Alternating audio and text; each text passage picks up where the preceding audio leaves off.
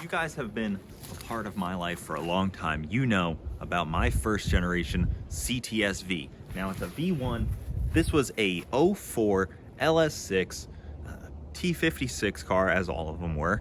And I freaking love this thing. I daily drove it for multiple years. It was my first car, I would say. You know, I had like SUVs before this, and then I got a car, and I just love this thing. It was what I always considered my forever car.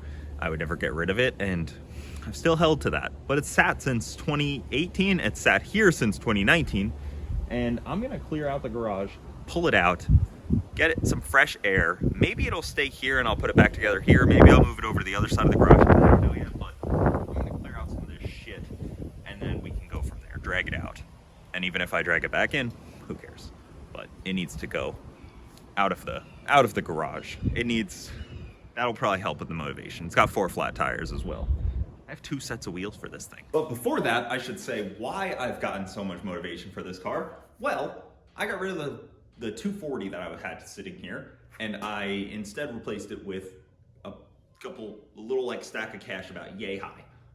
But that engine was the same engine that was in the V1. It's even got like the same alternator location, same water pump. Like this LS6 is gonna go back in the V1.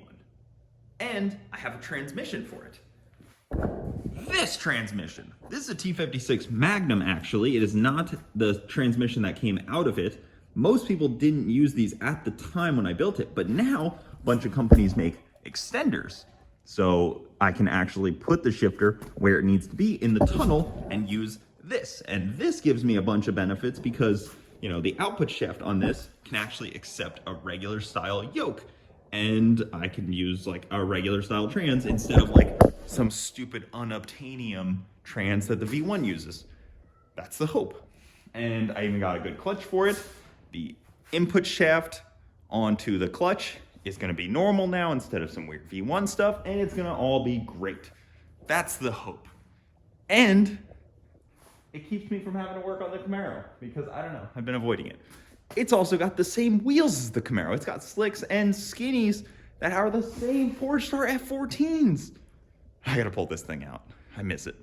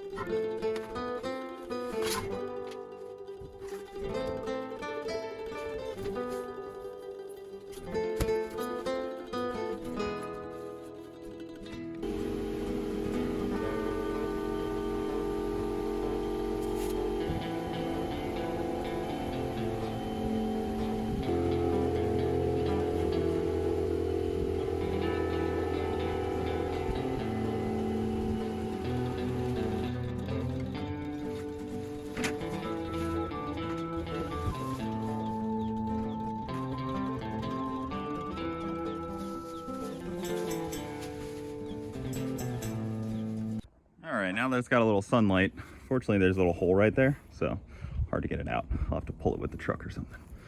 The seats have a little bit of mildew on them. Yeah, that's rough. That's not exciting. I'm not super stoked on that. Same with the steering wheel, the door. Something was living in here at one time or currently, which is fair. I think I've probably slept in here too. I don't blame a rodent. Should I have rolled up the window? Probably. Hard to roll it up when you got nothing. A bunch of time slips. Let's see, anybody in here? Bunch of time slips. 11.5 at 125. Oh, yeah, I mean, that's like some surface mildew. I think that's manageable. That thing melted. Honestly, not so bad. That's all kind of surface stuff. If I have to get a new seat, that's not that hard. I think these are not even anything special. Like, they're not even V seats. They're just CTS seats. Anyone in there? See, is all the wiring, all kept. Headlight. Gatorade. I wonder how good that is. Bit of mildew on there. Good shape still, looks like. Wing, no plate. It has a 8.8 under there from Creative Steel, so that's cool. Brake line looks like it's hanging down over there. That's something I don't remember. Had some stuff in the shocks, some G-force axles, the drag bags in the shocks or whatever they were called. I can't remember.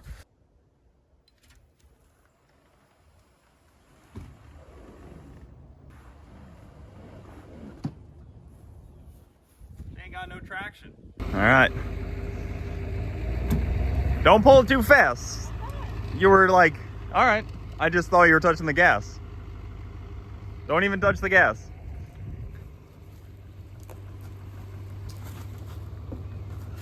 Okay, keep going. Keep going. Well, now I need to hit the gas. Okay, hit it lightly. Keep going.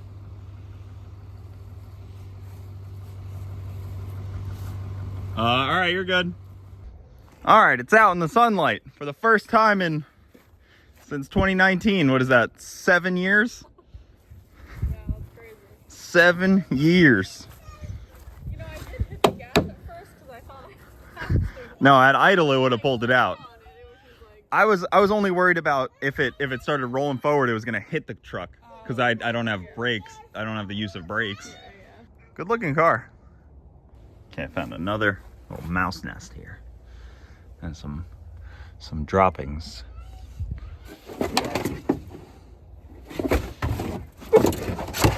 Should probably put on gloves.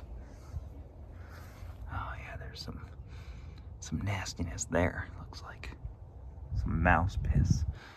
And that's so I could lower it because I was always a hot boy.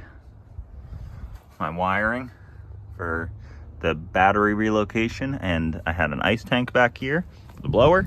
Probably won't go blower again, not at the start. Probably turbo it if anything. Any rodents in this one? I don't see anything. Being very, very ballsy right here. You see, this car is odd because it has a lot of like wiring and bullshit, but also not a lot compared to new age cars. Like it was just at the end of like a ton of new age stuff. OEM battery tie down.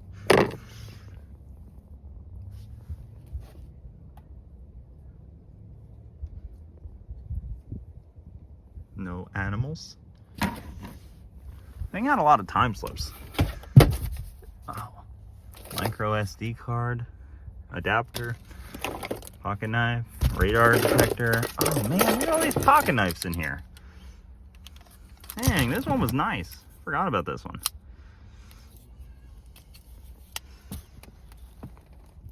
I'm a big pocket knife guy. I carry one every day. I always liked this stamp. GM Performance Division. So that's what we're working with here. Cut harness over there, cut harness over here. The main harness is somewhere in my shop. This is cut, power steering stuff is cut. Missing the ABS stuff over here, which I could probably bypass with like an ABS block. I think that was my plan, which I mean, you don't really need ABS. Vacuum stuff is still all there. Brake stuff is mostly there. This, I feel like I broke it getting it out. I don't remember, because I felt like when I took this apart, I never felt like I was gonna do that again. I always felt like I was turning it into a race car.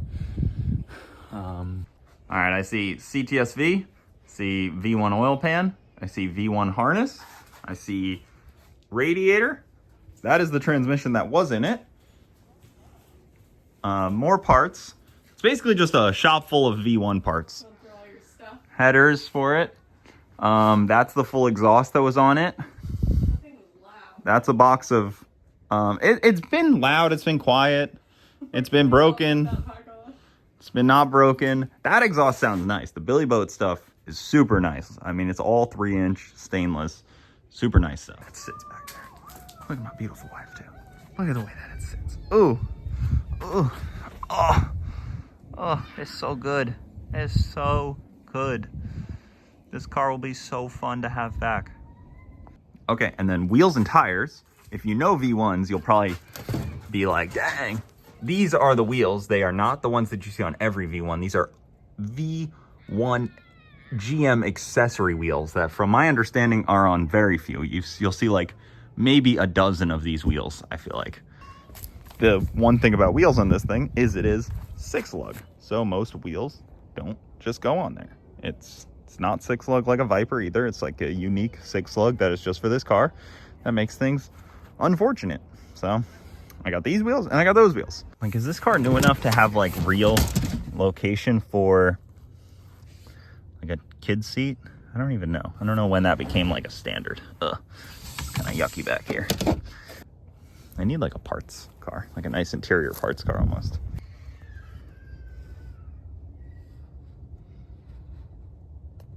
I figured I would go through some of the parts that I have, and it looks like I got a lot of stuff. So oil pan, which is pretty big importance, I would say. Maybe clean it, maybe. I don't want to waste that oil though. Fuse panel, fuse box. And thankfully, the way that I do remember this was when we went to the Holly on the car, which it had a Holly for a little while, it actually didn't need all of this stuff. So, you know, a lot of the wires that were cut may have been unnecessary for the swap anyways. So that could be nice. All of this junk. I don't know where like the battery tray is. I'll have to do some more Googling on that one. But the cabin air filter, there should be like a box that goes with that. I don't know why I kept like things like this. Is that an amp? But, you know, need the speakers working, I guess. The battery box over here will probably be one of my big, you know, struggles of figuring out, because this is where the cabin air filter goes for the heater core. The heater core kind of goes right there and right there. But honestly, I might just skip heat and just try for AC. Heat's not all that necessary, honestly. You know, clean up the car a lot. I'm more concerned about AC. So the way that it was the harnesses were kind of split. So like this harness is all for the engine for the most part, if I do remember correctly. I know at least a lot of the connectors are for that. I don't know about every single one. Obviously this is for the ECU.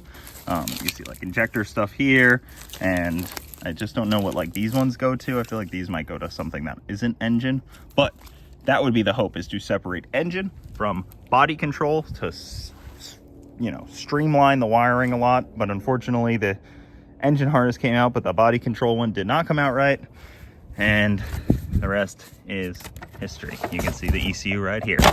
It's like a paperweight at this point.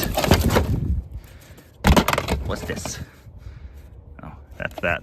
That's whatever that goes to. I even have like everything, like the AC lines I did keep. The inlet lines. This is for the gas pedal, I believe, maybe. I don't remember. Boxes and boxes of stuff. Trans tunnel. This is for the AC. I have the AC compressor as well. I got a fuel thing. That's an upper coolant hose. Very important on this car. They're very weird. See, like it does like this guy. Like a little pigtail. Lower hose. It looks like I cut it. That's unfortunate.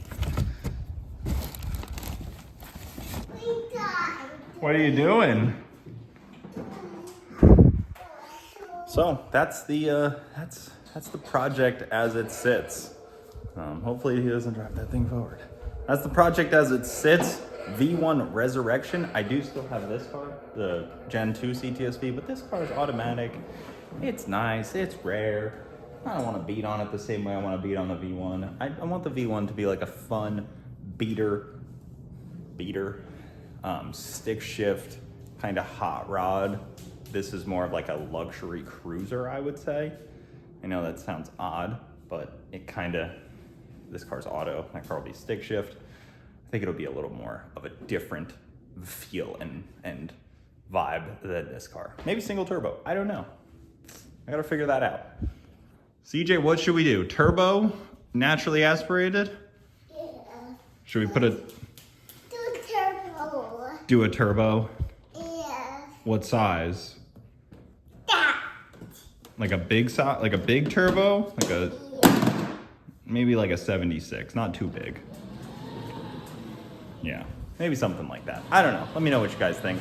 I'm gonna be wrenching on this thing a bunch as I can, and hopefully it's not too big of an undertaking. Let me know on some AC stuff because I'd love to know more about AC.